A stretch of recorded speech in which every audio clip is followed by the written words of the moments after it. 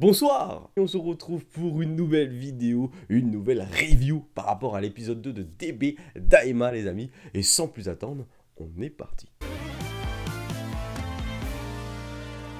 Pour ce nouvel épisode les amis, on a eu tout simplement le droit à un opening. Ça y est, enfin il est là, parce que bah oui, c'est normal que sur le premier épisode qu'il n'y en ait pas eu, tout simplement, puisqu'on était plus dans le résumé, dans l'explication, etc.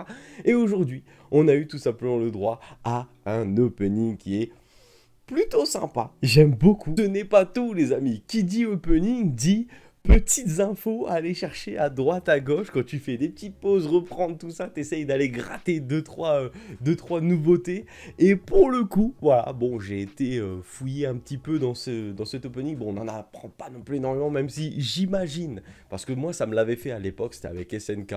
Quand on remate les openings, je ne sais pas si vous l'avez fait, hein, mais quand vous rematez les openings des premières saisons, tout ça, vous vous dites, mais putain, on avait ça sous les yeux depuis un moment. Et je suis quasi sûr, tu vois, qu'il va se passer plus ou moins la même chose avec DB Daima. Il y a peut-être 2-3 détails qui nous montrent et qu'on se dit, ouais, ok, cool, mais dans le futur, ça aura tout simplement son importance. On va se dire, putain, c'était là depuis le début. Enfin, en tout cas, avec SNK, ils étaient très très forts par rapport à ça. J'ai pu remarquer, bon, comme tout le monde, j'imagine, qu'on a des nouveaux persos, voilà, qui sont apparus dans l'opening. Comme vous pouvez voir sur cette image, ce perso féminin ressemble énormément quand même à Glorio. Glorio, le titre de l'épisode, le personnage on va en parler juste après, parce que c'est vrai que j'en ai pas beaucoup parlé lors du premier épisode, mis à part le fait, voilà, qu'il jouait un peu au ninja, qui faisait beaucoup l'espion, et on va savoir pourquoi, dans quel but, même si on se doutait un petit peu pourquoi. Ce perso, pour moi, j'ai une petite, entre guillemets, théorie, voilà, comme ça, dès le début, voilà, dès le début de la review,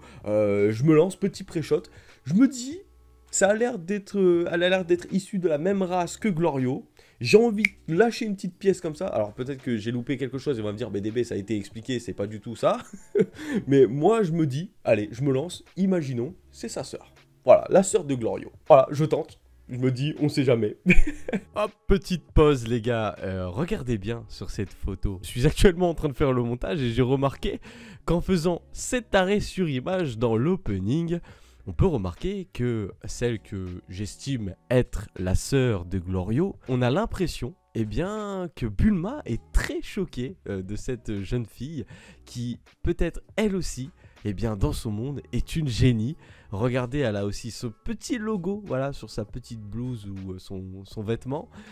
C'est peut-être la capsule corp de son royaume des démons, je ne sais pas. Je voulais vous partager cette petite info, des fois que vous n'auriez peut-être pas remarqué.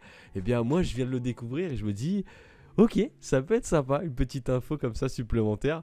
Et en vrai, ça fait plaisir. J'ai hâte de voir la relation qu'elle pourrait éventuellement avoir dans le futur avec Bulma. Et j'imagine qu'elle va apprendre énormément de choses auprès de Bulma. Et vice versa, que Bulma va apprendre énormément de choses de cette petite jeune fille. On a vu aussi un autre perso qui a l'air aussi gentil. C'est un perso, alors quand je l'ai vu la première fois, je me suis dit, mais attends, ce mec, c'est la fusion parfaite entre Mister Popo et Choupi.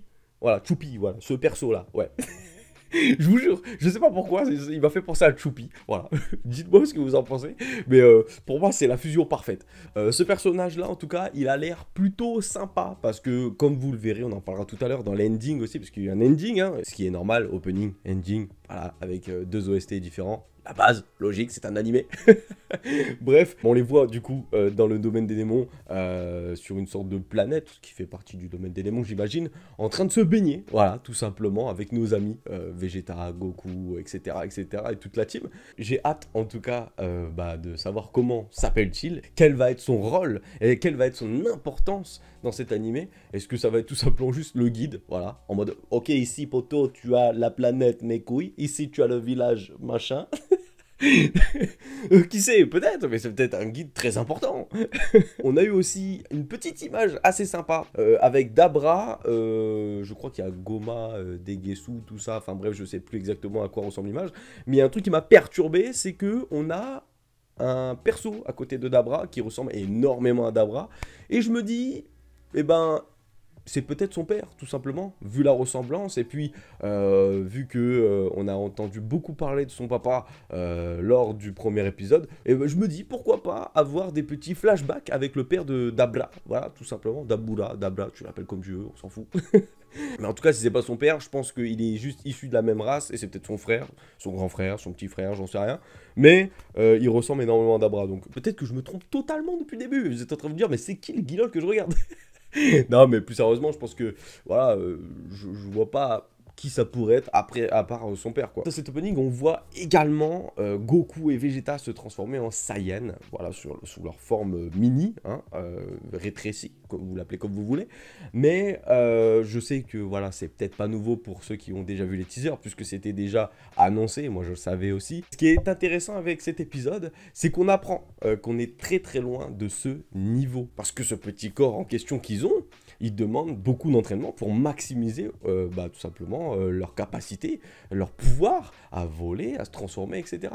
Et dans cet épisode, ce qui est intéressant, comme j'ai dit, c'est qu'on voit clairement que Goku, il galère total, tu vois. Il peut pas voler, enfin du moins il a vraiment du mal. Et c'est pour ça qu'on voit notre ami Son Goku partir voir Karine pour demander où est le bâton magique qui a été récupéré du coup chez Tortue Géniale. Et je trouve ça très intéressant, un très gros clin d'œil à Dragon Ball, et moi ça me fait kiffer, voilà, pour mon plus grand bonheur, je trouve ça très stylé. Le Goku avec son bâton magique, il a un petit quelque chose, on va pas se mentir. Bref, voilà, petite parenthèse fermée sur les pouvoirs de nos amis, parce que voilà, c'était important de le préciser, puis je vais pas revenir là-dessus. On va revenir justement sur les détails les plus importants de cet épisode. Donc je sais pas si vous vous souvenez, l'épisode 1 s'était arrêté au moment où, eh bien, le roi Goma avait effectué son premier vœu face à Shenron. Et il avait demandé à Shenron de rétrécir nos amis, chose qui a été faite. Sauf que quand l'épisode 2 commence, on a tout simplement l'information que, eh bien, le roi Goma ne pourra pas effectuer de deuxième souhait parce que ce ne sont pas des habitués. Et ça, c'est un truc qui m'avait complètement échappé. Et c'est vrai que si on remarque bien dans d'autres OAV ou même dans Dragon Ball, eh bien, si vous vous souvenez bien, quand les gens, enfin les personnages qui invoquent Shenron et qui ne sont pas habitués, ils ont le droit qu'à un souhait. Je sais pas si vous vous souvenez, c'est par rapport au film Broly. Alors la meuf là, je sais plus comment elle s'appelle, la poteau là de Broly là, quand elle avait invoqué Shenron, elle pouvait pas faire plus d'un souhait. Et elle était complètement ravagée en mode je comprends pas, machin, nanana. Et c'est vrai que c'est pas d'aujourd'hui. Voilà, donc c'est quelque chose qui m'avait un peu échappé, mais du coup, bah, pas de deuxième souhait et ni de troisième souhait pour notre ami Roi Goma. Et du coup, on s'imagine que pour l'objet qui est l'Oculus terrien, eh bien, il va devoir se débrouiller par lui-même, ou alors invoquer Shenron plus tard, ou j'en sais rien. Mais voilà, pas d'Oculus terrien pour le roi Goma, et pour l'instant, bah, du coup, on ne pourra pas savoir vraiment à quoi va-t-il servir pour le moment. Même si, voilà, on sait qu'il va maximiser ses pouvoirs, etc. Mais on ne sait pas à quel point. Et j'aurais aimé quand même voir ce que ça donne, mais ce sera pas pour maintenant. Le fait que le roi Goma ne puisse pas faire plusieurs souhaits, eh bien, ça l'a mis en colère. Et il décide tout simplement, eh bien, de kidnapper Dende, qui lui aussi est devenu bébé. Car il sait tout simplement que sans lui, eh bien, les Dragon Ball, eh bien, bah, c'est ciao. Voilà, comme dirait un certain Squeezie. Donc, bah, voilà, il se sert de lui comme otage. Mais j'ai une petite parenthèse à faire sur les bébés. Qu'est-ce que j'entends par là? C'est pour moi, les bébés sont conscients, ils n'ont pas perdu leur conscience et leurs esprits. Ils savent exactement ce qu'ils font. Juste, ils peuvent pas se contrôler puisqu'ils ont un corps de bébé, tu vois. C'est un peu comme Goku quand il a été rétréci et Vegeta et Piccolo, par exemple. Ils ont du mal à se transformer, ils ont du mal à voler, etc. puisqu'ils sont pas habitués à ce corps. Et bien là, c'est pareil avec les bébés. Ils ne peuvent pas parler, ils savent pas comment on fait, tu vois, mais ils sont conscients intérieurement. Et qu'est-ce qui me fait dire ça? C'est que, bah, je sais pas si vous avez vu la scène avec Goten et Trunks, on voit, enfin, on entend leur voix, du coup, on sait pas si, je pense qu'ils se parlent vraiment, tu vois, ils arrivent à communiquer, et ils arrivent peut-être à communiquer entre eux, mais il y a une autre chose qui me fait dire ça, c'est que du coup, quand j'ai vu ça, je suis retourné en arrière pour voir le comportement de Dende qui est bébé, et en fait, à un moment donné, quand Mister Popo ne veut pas donner Dende en étant bébé, tu vois, on voit que Degesu, eh bien, lui arrache des mains, il prend Dende dans ses bras, et en fait, quand il prend Dende dans ses bras, t'as Mister Popo qui le regarde en mode triste, tu vois, et t'as Dende, je sais pas si vous avez fait attention, qui met des petits coups de poing, voilà, de rien du tout, hein, c'est des coups de poing de bébé, tu vois. Je pense que Degesu, il fait même pas gaffe, tu vois, parce qu'il se dit c'est un bébé, on s'en fout.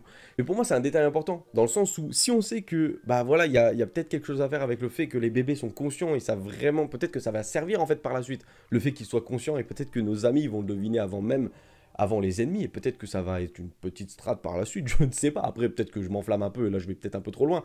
Mais, pour moi, c'est un détail vraiment important, parce que du coup, il met des coups de poing en mode, lâche-moi, je veux retourner avec Mister Popo, tu vois, et je n'irai pas avec toi. Ou alors, bah, peut-être que je dis de la chiasse. Voilà, peut-être que c'est totalement faux, mais voilà, c'est une petite théorie, c'est un peu le but, hein, on va pas se mentir. Pour moi, s'ils font ça, tu vois, c'est pas anodin. Pour moi, il y a quelque chose derrière tout ça. Bref, du coup, une fois qu'ils sont rétrécis, on voit, voilà, il y a des images des scènes assez rigolotes, notamment avec Krillin qui se plaint d'être petit, alors que t'as Bulma qui lui lance un petit truc dans la gueule en mode, mais frérot, t'as toujours été petit. Et puis on a aussi Mister Satan qui n'avait pas été reconnu, ou encore Tortue Géniale qui fait un peu le rigolo et qui est super content, t'imagines bien. Mais voilà, mis à part ça, en termes de scénario, on va dire, beaucoup plus sérieux, on a le Kaioshin, voilà, qui apprend à nos amis qu'ils ont ressenti comment dire, une sorte d'aura maléfique qui est arrivée au palais de Dende. Et du coup, apprenant ça, Goku décide d'aller avec Kaioshin et Kibito au palais de Dende pour voir tout simplement ce qu'il s'est passé. Arrivant sur les lieux, il voit tout simplement que Dende n'est plus là, et il voit Mister Popo et il lui demande mais qu'est-ce qui s'est passé. Et du coup, il lui explique, et il lui dit tout simplement la vérité, qu'il y a eu un certain personnage, parce qu'il n'a pas le nom du roi Goma, et Degesu, un certain nommé Degesu, qui sont arrivés, kidnapper Dende, et qui a fait le souhait de rétrécir tout le monde. Et là, du coup, Kaioshin qui était devant, il était complètement sonné, il dit quoi, Degesu et bah oui, il le connaît bien, hein. Alors moi qui pensais que je me disais bah oui, peut-être un monde ou peut-être qu'ils se connaissent pas, tu vois, il sait pas qu'il a un frère. Si, voilà, il sait qu'il a un frère, il était choqué parce qu'il se dit oula, c'est mon frère. Tout le monde était choqué aussi à côté. Comment ça, t'as un frère? On n'était pas au courant. Mais voilà, comme la plupart d'entre nous quand on a appris que c'était son frère, hein. Et encore, attends, quelle va être leur réaction quand il va apprendre aussi, quand ils vont apprendre qu'il a une sœur. Ça va être encore quelque chose. Bref, du coup, Goku, Furax, logique, il faut retrouver Dende. Mais c'est pas tout, puisque aussi Mister Popo informe qu'il y avait un Namek avec eux. Un Namek nommé Neva. Voilà, je cherchais encore son nom parce que je l'ai pas encore en tête.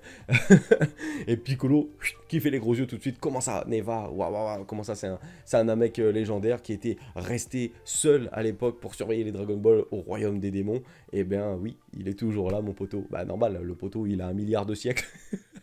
il a 3 chicots. Tu te demandes encore qu'est-ce qu'il fout là. Mais oui, Piccolo, il est encore là, celui-là. Goku décide d'aller sauver Dende, mais Kaioshin le reprend tout de suite en lui disant « Frérot, eh bien, on peut aller sauver Dende, mais on peut pas y aller en se téléportant. » Donc, il dit « Bah comment ça? Parce que tu peux pas accéder au royaume des démons comme ça. » Et ça, c'est très intéressant, puisqu'il y a une explication.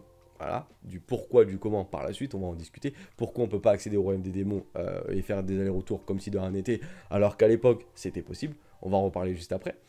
Et Kaioshin explique tout simplement qu'on aura besoin d'un vaisseau. Et là, ce qui est intéressant, c'est que eh bien, c'est le vaisseau avec lequel Kaioshin est arrivé pour la première fois dans l'univers de nos amis, l'univers 7. Et je pense que ce qui est cool avec cet épisode, ou même avec cette série, tout simplement, c'est qu'on va apprendre énormément de choses, je pense, sur Kaioshin. Et moi, honnêtement, je vais pas vous mentir, c'est quelque chose qui me fait très plaisir, dans le sens où Kaioshin, tu vois, c'est un peu le perso au début où je me posais énormément de questions quand il a apparu la première fois dans Dragon Ball Z, et on va en reparler aussi juste après, mais c'est vrai que c'est un perso qui m'intriguait énormément. Et c'est vrai que depuis qu'il est là dans Dragon Ball, enfin c'est mon avis, hein, mais je trouve que on n'en a pas appris énormément sur lui. Et là, j'imagine que, tu vois, au fur et à mesure du temps, on va en apprendre de plus en plus. Et je pense qu'on n'a pas le choix non plus, tu vois, en sachant quand même que il a 2 frères et sœurs, là, quand même. Et on n'était pas au courant. Ce qui est intéressant, c'est que t'as Kibito qui se TP, et qui va sur la planète des Kaioshin récupérer le vaisseau avec lequel Kaioshin est arrivé dans cet univers. Et du coup, vaisseau un peu spécial. Je vous avoue que quand il est arrivé, ça m'a fait penser direct à Mirai Trunks, voilà, parce qu'il y a un peu de la verdure, tout ça dessus, puisque logique, ça fait très longtemps qu'il était là. Et je vous avoue que je sais pas, ça m'a direct fait penser à Mirai Trunks, et ça m'a... Ben, j'étais nostalgique, tout simplement, j'étais nostalgique, je me dis putain, ils savent jouer sur les sentiments quand même. Et puis du coup, on apprend que bah, le vaisseau est quand même dans un sale état et que ça risque de prendre un peu de temps, du coup, pour eh bien, aller dans le monde des démons. Ils font appel, du coup, à la fameuse génie Bulma. Ah oui, qui d'autre que Bulma pour réparer un vaisseau. Du coup, Bulma commence à travailler dessus et nous apprend tout simplement que ça risque de prendre une dizaine de jours pour, eh bien, réparer le vaisseau complètement. Puisque logique, ce n'est pas trop sa technologie, mais on connaît Bulma, elle est exceptionnelle. Pendant ce temps, on a tout simplement Kibitoshin et Keoshin qui nous en disent plus sur le royaume des démons, ou encore le domaine des démons, vous l'appelez comme vous voulez. On apprend à l'époque qu'il pouvait voyager comme il le souhaitait et quitter le domaine des démons, choisir la liberté ou alors régner sur d'autres planètes. Mais on a vite compris que ça, c'était devenu interdit. Voilà, parce qu'il y a eu beaucoup de Majin qui sont partis, apparemment. Ça nous ramène à cette petite logique qui, je ne sais pas si vous vous souvenez, il y a une scène où, on en a parlé, Degesu, le roi Goma et Neva, quand ils sont arrivés devant un sorte de gros poisson géant, là, il fallait donner un code PIN pour passer dans le monde extérieur. Puisque maintenant, tu ne peux pas passer comme tu le souhaites. C'est là qu'on se rend compte que, eh bien, depuis ce moment-là, c'est sécurisé comme jamais. Tu ne peux pas aller dans le monde extérieur comme tu veux. Mais je me pose aussi une question, c'est... parce que là, on va en revenir juste après, on va parler de Glorio. Glorio qui va débarquer sur la Terre, et du coup, qui va ramener Goku et Keoshin avec lui, puisqu'il n'y a que 3 places dans son vaisseau. Donc pour y retourner dans le royaume des démons, ça va. Lui, enfin, ils vont se débrouiller, tu vois. Mais ils vont revenir aussi avec, parce qu'il y aura 3 autres personnages qui vont y aller, certainement Bulma, Vegeta et Piccolo. Mais je me dis, mais comment vont-ils faire? Est-ce que c'est uniquement pour en sortir du royaume des démons où tu as besoin d'un sort de code PIN, ou tu vois, où tu peux pas en sortir comme tu peux pour aller dans le monde extérieur? Et est-ce que ça marche aussi pour y re-rentrer? Je sais pas si ça a été précisé, n'hésitez pas à me le dire dans les commentaires si j'ai raté quelque chose. Du coup, comment Piccolo, tout ça, ils vont faire, tu vois? Parce que c'est pareil. Ou est-ce qu'il faut absolument quelqu'un issu du royaume des démons? Ou alors il va voir Piccolo, il va dire, toi, t'as le droit de rentrer, il n'y a pas de souci, donc tu peux rentrer avec tes potes. Peut-être que je dis de la chiasse encore une fois, mais j'ai peut-être raté quelque chose, honnêtement, je vais pas vous mentir. Je vous avoue que j'ai re-regardé l'épisode il y a pas longtemps. Il me semble pas qu'il y ait eu cette information, que c'était si c'était aller-retour, quoi. Bref, comme je vous ai dit, un mystérieux perso débarque au nom de Glorio, avec un vaisseau qui ressemble énormément à celui qu'a utilisé Goma. Bah, logique, puisqu'il vient également du domaine des démons. Mais c'est pas tout, parce que quand il arrive, eh bien on apprend pas mal de choses. Petite parenthèse, je vous avais parlé de la relation de Degesu et Dr. Arinsu. Je me suis dit, mais on dirait la relation, on dirait Mira et Towa. Mais c'est pas tout. Comme par hasard, on parle de Mira et Towa, mais je sais pas si vous avez remarqué, mais Glorio, on dirait complètement Mira. J'étais mort parce que j'avais fait un short sur YouTube, tu vois. Et il y a des gens, ils marquaient, putain, il ressemble de ouf à ce perso, justement. Il y en a, il a dit, ouais, à la limite, s'il a pas pris ses... ouais, c'est lui, à la limite, s'il a pas pris ses antidépresseurs ou je sais pas quoi. C'est des gamins. Voilà, petite blague, mais c'était assez rigolo, ça m'a bien fait rire. Donc quand il arrive, on comprend qu'il n'y a pas qu'un royaume des démons, mais qu'il y en a bien 3. Voilà, du coup, il y a 3 rois des démons. Pourquoi je dis ça? Tout simplement parce que Glorio, voilà, est venu d'un autre royaume des démons, sous les ordres d'un autre roi des démons. Voilà, un ordre secret. Son objectif, c'est d'aller chercher Goku et de stopper, enfin c'est même pas de stopper, c'est de vaincre complètement le roi Goma, de l'abattre, abattre l'ennemi, voilà, complètement. Alors il y a un truc qui m'a fait un peu, pas vraiment tilt, parce que c'est un peu dans ses habitudes, mais c'est que Goku, j'ai trouvé que Goku lui a fait vite confiance. Après Goku, j'ai envie de vous dire, et vous allez me le dire aussi, on sait, c'est un perso qui a le cœur pur, mais je sais pas, je trouve qu'il a... Bah, il a été vite comme ça, hein. Il s'est dit, bon, ok, on va sauver Dende, y a pas de souci, je monte avec toi, on va dans le vaisseau, on monte à quelle heure? J'étais en mode, frérot, doucement peut-être un petit peu. Je dis ça dans le sens où, bah, quels sont réellement les objectifs de Glorio? Est-ce que c'est vraiment un gentil? Est-ce que, bon, après qu'on voit l'opening, tout ça, on a bien l'impression, mais attention, ça arrive très souvent, où des persos sont très gentils, et d'un coup, hop, mon pote, il te la met à l'envers, il n'y a plus personne, tu vois, et puis d'un seul coup, c'est le gros méchant de l'histoire. Bon. A priori, avec les openings, tout ça, il a l'air d'être super sympa, mais moi, je sais pas, je resterai sur mes gardes. Mais bon, après, je dis ça, si Goku lui fait confiance, on lui fait confiance. Donc pour finir plus ou moins le résumé, comme je vous ai dit, voilà, on apprend qu'il n'y a que 3 places dans le vaisseau de Glorio, ce qui fait que Keoshin décide d'y aller, parce qu'il se dit, il y a mon frère, c'est à moi d'y aller, c'est limite sa responsabilité, donc il veut y aller aussi. Donc Glorio, Goku, Keoshin, ça fait 3. il monte, je sais compter, vous avez vu, il décide du coup de partir à 3, et pendant ce temps-là, Bulma, justement, en a profité pour aller plus vite, et ça ne sera pas une dizaine de jours, ça ira beaucoup plus vite, en observant le vaisseau de Degesu pour la technologie de l'ancien vaisseau de Kaioshin, pour permettre à Vegeta par la suite de venir avec Piccolo et Bulma, j'imagine. Ça, je le sens bien arriver, tu vois, où t'as Goku qui s'en va avec Kaioshin et Glorio, et je sais pas, dans un moment où Goku aura le plus besoin d'aide, qui va débarquer?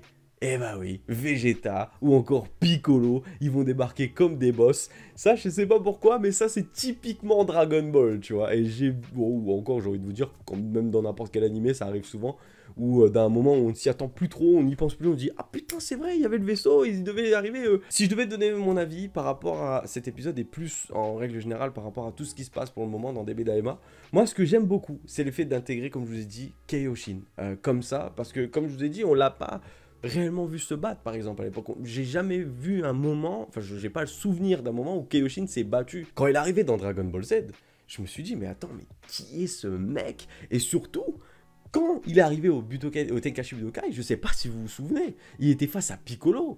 Piccolo, mon pote, il se chiait dessus, mais d'une puissance, j'ai jamais vu ça de ma vie. Il a abandonné. Personne n'avait compris. Et à ce moment-là, je dis, mais pitié, Piccolo, bats-toi, t'es un boss, bats-toi. On le kiffe, Piccolo, tu vois, on sait de quoi il est capable. Et non, il s'est dégonflé complètement. Et à ce moment-là, bon, avant qu'on sache réellement qui était Kaioshin, tu vois, je me suis dit, mais j'aurais aimé à ce moment-là voir Kaioshin se battre, en apprendre plus sur lui et tout. Et là, eh bien, je me dis qu'avec DB Daima, c'est peut-être le moment. Bon, ok, certes, sous forme minuscule, enfin minuscule, mini, perso rajeuni. Bref, tu m'as compris. Mais je trouve ça cool, voilà, de la manière où c'est scénarisé en règle générale. Le fait d'apprendre beaucoup de choses sur le royaume des démons. Comment c'est scénarisé pour le moment? C'est que ça monte crescendo, tu vois, en température. On nous explique des choses, et comme ça, quand ils vont arriver sur la planète des démons, enfin tout ce que tu veux là, eh ben, je me dis que bah, ça risque d'être pimenté, parce qu'en plus on a toutes les infos, on saura le pourquoi, du comment et tout, et ça c'est très très sympa. Ça peut paraître chiant pour certaines personnes, mais je vous mens pas que moi j'aime bien avoir beaucoup d'explications avant, et ça, les gars, c'est des épisodes à ne pas négliger. Et moi, honnêtement, c'est des épisodes que je kiffe. Pour finir, eh bien, on va parler du ending. Il n'y a pas grand-chose à dire, mis à part le fait qu'on voit, qu'on confirme que Mr. Choupi, je l'appelle comme ça, puisque je sais pas comment il s'appelle pour l'instant, bah, ça confirme qu'il est sympa. Et puis, ouais, plutôt cool. Voilà, on va pas se mentir. Petit truc que je voulais rajouter, honnêtement, c'est que par rapport à l'épisode 1, j'ai trouvé que les dessins étaient un chouïa moins beau. Voilà, honnêtement, on va pas se mentir, il faut le dire. Quand il y a des petits défauts, il faut le dire. Après, c'est vraiment vite fait, dans le sens où, bah, honnêtement, ça reste quand même très propre pour un animé. J'ai envie de vous dire, on est encore très très loin de la catastrophe de Dragon Ball Super. Bref, voilà les amis, c'était tout pour cette petite review, ce petit résumé, vous l'appelez comme vous voulez. Mais moi, honnêtement, je suis très hypé par rapport à l'épisode 3, puisque là, ça y est, on y va, on débarque dans le royaume des démons avec nos potos. Goku, Degesu, non pas Degesu, Kaioshin, ça y est, je commence à les confondre, ça va plus. Et puis, Glorio, j'ai hâte de voir tout ce que nous réserve la suite. Et sur ce, moi les amis, je vous laisse, n'hésitez pas à débattre dans les commentaires, à lâcher un pouce bleu, et à commenter, etc., etc. Je vous fais des bisous, c'était DB, on se dit à bientôt, ciao ciao.